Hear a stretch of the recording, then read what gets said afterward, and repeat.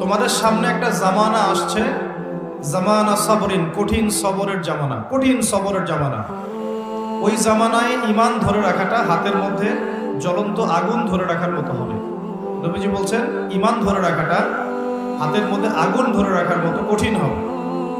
সেই কঠিন জামানায় যদি কেউ আমার একটা সুন্নতকে জীবিত করতে পারে, বা আমার মৃত সুন্নতকে জীবিত করতে পারে, বা নবীর সুন্নতের উপর অটল থাকতে পারে, সে 50 জন শহীদ সাহাবীর নেকি পাবে ইনশাআল্লাহ।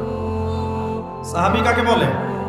আমরা যদি আমাদের পুরো জীবনটায় যত আমল করি, এই আমলগুলো এক পাল্লায় রাখি, আর আবু বকর সিদ্দিক রাদিয়াল্লাহু আনহুর 1 রাকাত নামাজ এক পাল্লায় রাখি, কোনটা বেশি ভারী হবে? কি মনে হয়? আমাদের আমল আবু বকর রাদিয়াল্লাহু আনহুর আমল কোনটা?